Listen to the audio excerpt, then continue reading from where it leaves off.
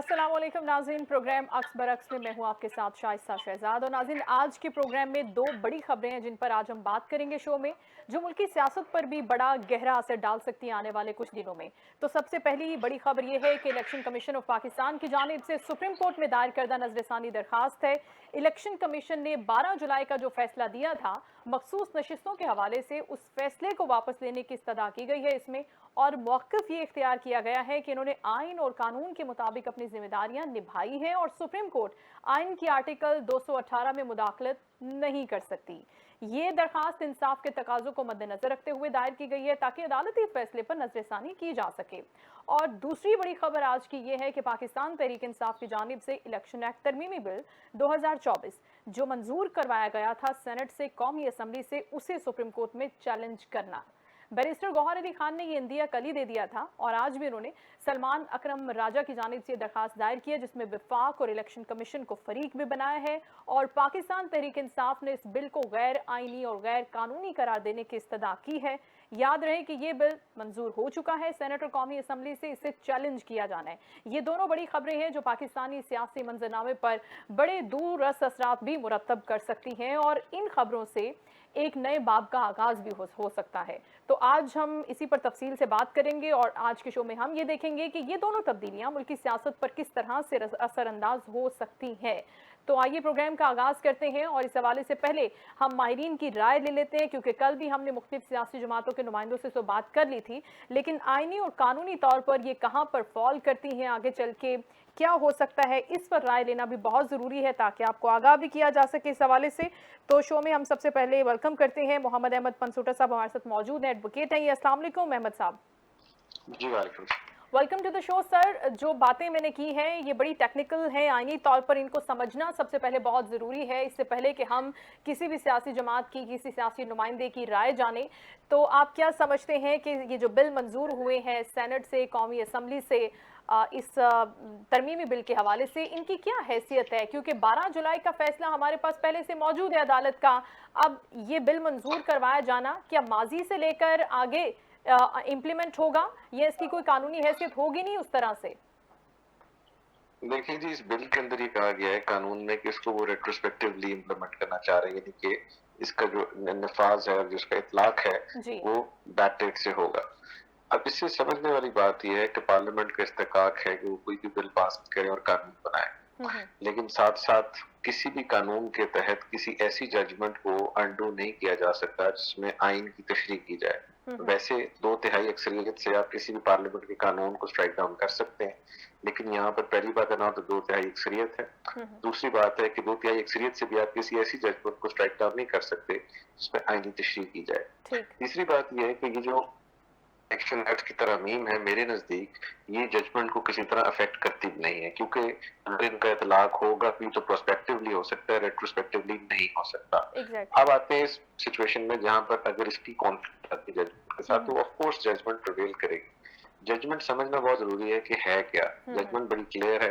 At least 12 जजेस 11 जजेस ये कहते हैं कि सुप्रीम कोर्ट का जो फैसला है वो इस चीज पर बेस्ड है कि इलेक्शन कमीशन ऑफ पाकिस्तान ने एक सुप्रीम कोर्ट की जजमेंट की गलत तशरीह करके पाकिस्तान तहरीक इंसाफ को एक तो उनका सिंबल नहीं दिया और दूसरा उनको एज अ जमात तस्लीम नहीं किया। जब इसको आप बेसिस बनाते हैं तो 12 या 11 जजेस और 8 तो बिलखसूस जो कि ऑफ कोर्स मेजॉरिटी है, उन्होंने कहा कि आप मेंबरान जो हैं उनसे दोबारा ये एफिडेविट के क्लॉक को रिवर्स किया गया और उस सिचुएशन में नजर रखकर आप सारी चीजें एक्सेप्ट कर, इसका और सारी चीजों का इतलाक जो है वहां से होगा, क्योंकि इसकी जो बेसिस है वो गलत तशरीह आइन की। तो अगर आप उस तनाजुर में देखें तो मेरे नजदीक इस कानून की इम्प्लीमेंटेशन नहीं होगी अगेंस्ट दैट जजमेंट, और अगर किसी सिचुएशन में कॉन्फ्लिक्ट आएगी तो वो स्ट्राइक डाउन हो जाएगी, क्योंकि इस बिल को आपने जैसे भी अपने इब्तिदाई में कहा कि चैलेंज भी कर दिया गया है और सुप्रीम कोर्ट में भी लेके जाया जाएगा और हाई कोर्ट में भी जाएगी। ठीक।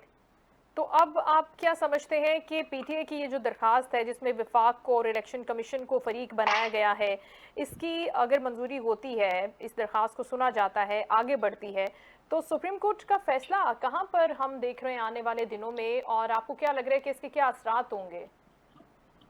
देखिए जी, सुप्रीम कोर्ट का जो फैसला is as clear as a day, और उसमें इससे ज्यादा क्लैरिटी आ नहीं सकती, बल्कि उसमें अगर कोई भाम की सिचुएशन हो तो उसके लिए भी एक आपको बिल्ट इन मैकेनिज्म दिया गया है कि आप उनके रिव्यूज भी फाइल हो गए और आई थिंक इलेक्शन कमीशन ने भी कोई दरखास्त दी है राब्ते के लिए, वो क्लैरिटी आ जाएगी। जजेस का भी तो पहली बार में तफसीली फैसला ही नहीं आया मेजोरिटी का। जी बिल्कुल। जो माइनॉरिटी का तफसीली फैसला आया है उस फैसले की मेरे नजदीक इसलिए अहमियत कोई नहीं है, एक तो माइनॉरिटी का है, हम्म। दूसरा उसमें कुछ ऐसी बातें की गई हैं जो कि बिल्कुल सुप्रीम कोर्ट की जजमेंट में आनी नहीं चाहिए। कि कहा गया कि आप किसी इलीगल फैसले को मत माने, अगर इलीगल फैसले को ना माने तो आप कैसी ये चीज किसी इदारे पर छोड़ सकते हैं। तशरीह का जो रोल है वो तो सुप्रीम कोर्ट ऑफ पाकिस्तान के पास है। तो मैं समझता हूँ वो एक नॉन एग्जिस्टेंट फैसला है और इट्स अ टेस्टर जो कि टाइम से पहले दिया चेक करके लिए सिचुएशन ये मौतेज है वो कितने ठीक है। ऐसी सिचुएशन में जजमेंट ही प्रिवेल करेगी और करनी चाहिए, क्योंकि ये मैं नहीं, आइन की जो मंशा है वो ये आर्टिकल 189 भी यही कहता है। उसके अलावा जब कभी सुप्रीम कोर्ट की तशरीह का मामला आएगा या सॉरी आइन की तशरीह का मामला आएगा तो Supreme Court is the final arbiter, उनसे ऊपर कोई नहीं। पर उसको मजीद इनका दिल ये है हुकूमत का कि हर चीज की तशरीह जो है वो हमारे चीफ इलेक्शन कमिश्नर साहब करें और चीफ जस्टिस का रोल भी जो है वो इवेंचुअली उनको दे दिया जाए ताकि सारे के सारे मामले अंडर वन ग्रुप ऑपरेट करें। वो तो पॉसिबल नहीं, क्योंकि आइन की जो स्पिरिट है वो ये नहीं कहती। तो अहमद साहब ये नहीं लगता कि कहीं ना कहीं कॉन्फ्लिक्ट पैदा करने की कोशिश की जा रही है? एक तरफ हम तो ये जानते हैं कि आइन की जो तशरीह है वो सारा मामला अदलिया पर है, कोर्ट पर है, सुप्रीम कोर्ट पर है, लेकिन दूसरी जानिब ये कहा जाता है कि पार्लियामान के जो इख्तियारात हैं, उनकी जो अथॉरिटी है किसी भी लॉ मेकिंग के हवाले से, किसी भी अमेंडमेंट के हवाले से उसको भी चैलेंज नहीं कर सकते, वो सुप्रीम है। तो ये सुप्रीम होने के नाते से कि भाई सुप्रीम कौन है, किसकी ज्यादा मानी जाएगी, तो इस तरह से एक डिफिकल्ट सिचुएशन क्रिएट होती भी नहीं देख रहे आप? इसका बड़ा क्लियर जवाब है जी। आइन में पार्लियामेंट के पास इख्तियार है to legislate on any subject, जो कि ऑफ कोर्स उनको इजाजत है under the constitution. Federal legislative list आपकी एग्जिस्ट करती है, उसके तहत वो लेजिस्लेट कर सकते हैं। लेकिन अगर लेजिस्लेशन बुनियादी हकूक के खिलाफ हो फर्ज करें तो आर्टिकल 8 उस पर बड़ा क्लियर है, वो तो वैसे ही स्ट्राइक डाउन हो जाएगी। और उसके अलावा अगर किसी सुप्रीम कोर्ट की जजमेंट को प्रीएम्प्ट करने के लिए सिंपल बेसिक लेजिस्लेशन की जाएगी तो वो भी स्टैंड नहीं करेगी। अगर किसी 2/3 अक्सरियत से आप एक जजमेंट को सेटिसाइड करना चाहते हैं तो उसमें भी वो जजमेंट नहीं हो सकती जहां पर आईनी तशरीह की गई है। तो इन तमाम सिचुएशंस में सुप्रीम कोर्ट प्रोटेक्टेड है। ये बैटल सॉवरेनिटी की नहीं है, ये बैटल इस चीज की है कि आइन ने जिसका जो रोल मुख्तस किया उसके मुताबिक उसने काम करना है। बिल्कुल ठीक है, और उसको अब क्रॉस नहीं कर सकते। अब इसको यूं कहा जाना कि सुप्रीम कोर्ट पर हमले के लिए इसको इस्तेमाल किया जा रहा है और अदलिया खुद आज को नोटिस भी ले सकती है, इस मामले में खुद से इंटरवीन भी कर सकती है, मजीद क्लैरिटी अगर किसी को चाहिए तो वो भी ली जा सकती है, इसके कितने % चांसेस हैं? देखिए ये तो बात हर चीज अब जाएंगी, हर चीज चैलेंज होगी, बिकॉज मखसूस नशिस्तों के ऊपर गवर्नमेंट में भी बड़ा क्लियर है वो उसको इम्प्लीमेंट नहीं करना चाहते। अब इस कानून साजी से तो और चीज क्लियर हो गई है, तो वो जाएगी बात, लड़ाई झगड़ा होगा। सुप्रीम कोर्ट में भी स्प्लिट है, आपको नजर आ गया है तफसीली फैसले के बाद जो आया है माइनॉरिटी का, तो वो आपको हर तरफ नजर तो आ रहा है स्प्लिट।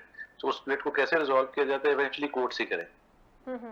लेकिन पार्टीज जिस तरह से एक इस फैसले के बाद भी अपना एक अलग से ग्रुप बना रही हैं, और ग्रुप बंदी का जो एक निज़ाम पहले से चलता आ रहा है कि जब कोई भी फैसला आता है किसी पार्टी के खिलाफ हो या किसी पार्टी के हक में जा रहा हो तो उस फैसले के बारे में बात करना शुरू कर दी जाती है और फिर डायरेक्टली हमले करना शुरू कर दिए जाते हैं।